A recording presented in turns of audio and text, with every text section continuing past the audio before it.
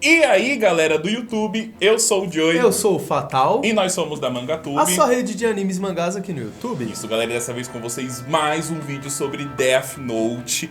E com uma história que pode ser que muitos não saibam. Vocês sabiam que existe uma história de Death Note que se passa antes da história do Light Yagami, do L, da Misa? Ou podemos encarar essa história como uma história de Death Note num universo paralelo ao da história original. Então, se você está curioso para saber do que se trata essa história, continua no vídeo que após a vinheta nós vamos falar tudo para vocês. Bom, pessoal, você pode se tornar membro do canal e nos ajudar. Seja membro aí, clica aí no link que tá aí embaixinho. E também nós vamos ter uma live especial a respeito do novo one shot de Death Note que vai sair no dia 4 de fevereiro. Fica atento no canal que a gente vai programar live para falar e comentar tudo a respeito desse novo one shot. Fazer teorias, falar com vocês, debater algumas coisas, tirar algumas dúvidas e também vocês vão tirar dúvidas nossas. Bom, pessoal, essa história que se passa antes da história do Light Yagami, ele na verdade é um mangá piloto de Death Note. Então, antes de um mangá ele ter a sua história publicada na revista, ele tem uma história piloto para ver como que será a aceitação do público, o que o público gostou, o que o público não gostou, para aí sim lançar a história original. E normalmente essas histórias em one-shots, elas possuem um começo, um meio e um fim. E é do que se trata esse one-shot de Death Note, que também tem um começo, um meio e um fim. Então uma historinha fechadinha, bonitinha, né? E a gente vai contar um pouco dela aqui pra vocês agora. O one shot ele começa com o Ryuki lá no mundo dos Shinigamis. E tem alguns outros Shinigamis que estão caçoando dele, porque o Ryuki perdeu o Death Note dele, né? Perdeu, né? Entre aspas. E assim, os Shinigamis, eles caçam e eles até chamam o Ryuki de Shinigami de terceira classe. Ou seja, dá pra ver que o Ryuki não é tão respeitado assim lá naquele mundo. Mas também ele parece nem ligar. Como vocês conhecemos o Ryuki, né? O Ryukão aí como ele é muito foda-se pras opiniões alheias, né? Então, ele não liga pro que os caras estão falando lá dele, né, os Shinigamis, e ele desce para o mundo dos humanos para procurar o seu caderno perdido. Daí nós somos levados pro mundo dos humanos e a gente conhece o Taro Kagami, que ele é um garoto de 13 anos.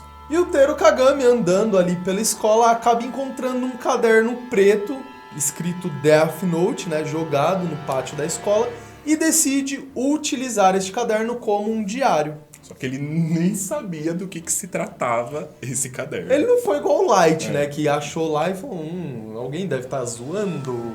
Não. Ele simplesmente, tinha um caderninho aqui, vou fazer um diarinho com ele. E chegando em casa, ele começa a escrever nesse diário. Ele começa a contar como que foi o seu dia. E no diário ele escreve que ele apanhou de alguns meninos na escola. Sim, pessoal, o Taro Kagami, ele sofre bullying no colégio. E ao escrever o nome desses coleguinhas que acabaram espancando ele descobriu, né, que essas pessoas acabaram morrendo de parada cardíaca no outro dia quando ele foi para a escola. Obviamente ele fica espantado com a notícia porque é muita coincidência os meninos que ele escreveu o nome no caderno aparecerem mortos, né?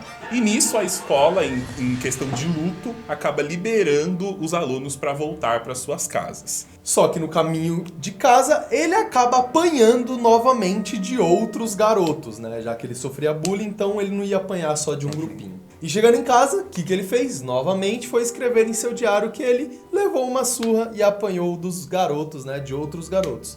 E para sua surpresa, ao ir para a escola no dia seguinte, o que acontece, Joey? Ele descobre que esses garotos também morreram.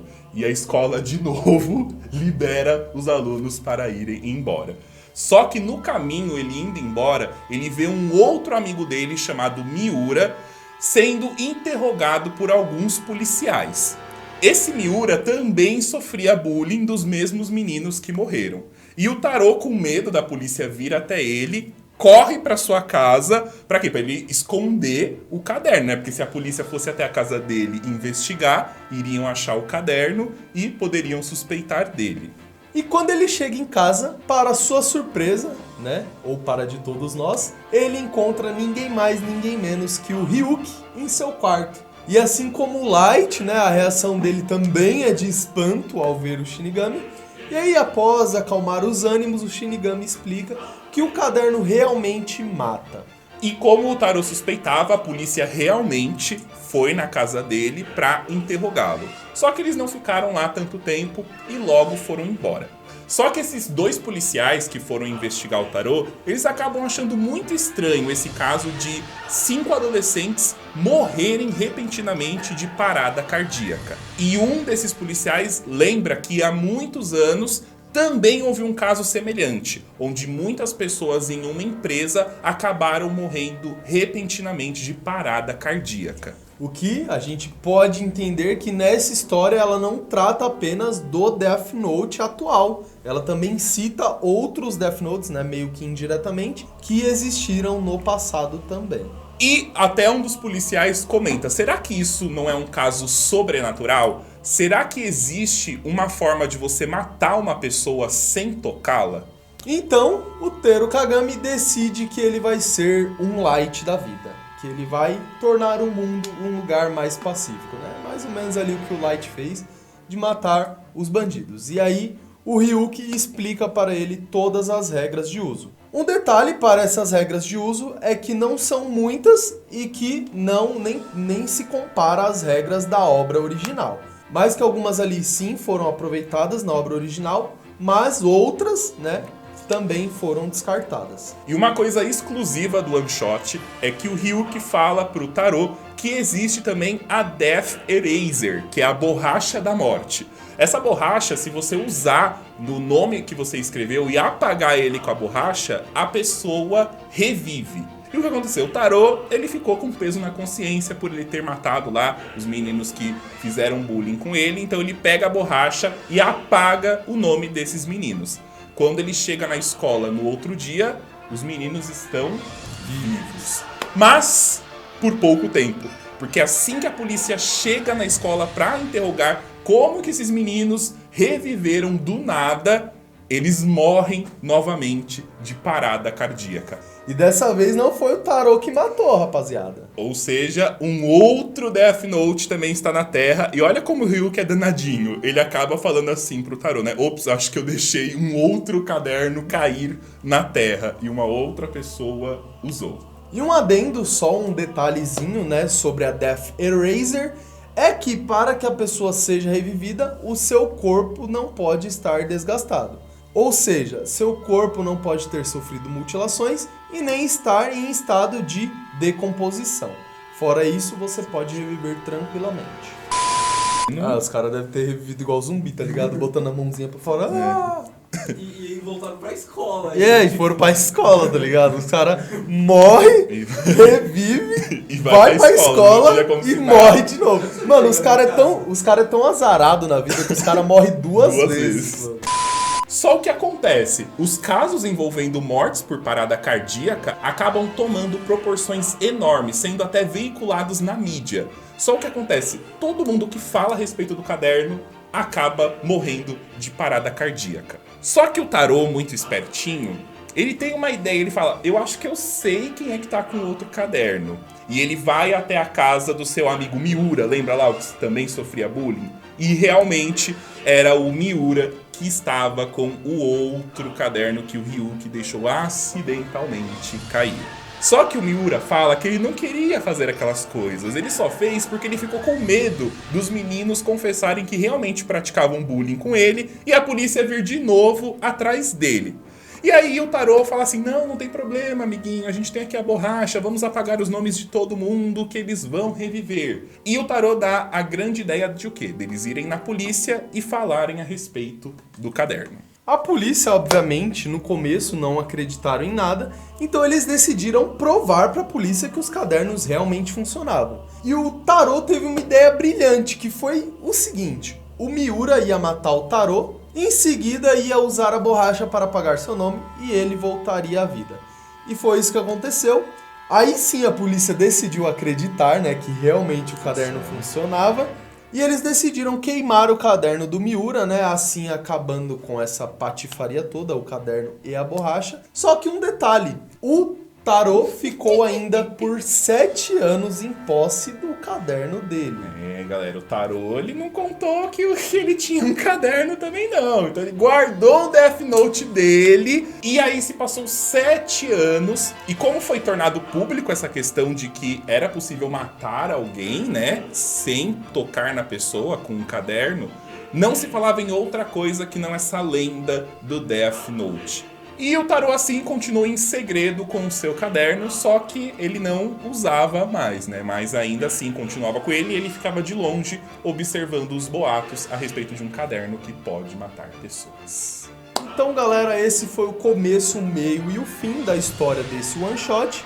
O Tarô foi um garoto muito espertinho, teve ali seu Death Note pelo resto da sua vida, né? Suponhamos isso. Por fim, ele não matou mais ninguém após isso, né? Não sei se ele ficou com medo ou se ele manteve o Death Note apenas por sua própria segurança ou se para ele mesmo queimar. Isso, infelizmente, a gente nunca vai saber porque a história, infelizmente, acaba aí. Mas é aí que nós podemos vir e teorizar, né?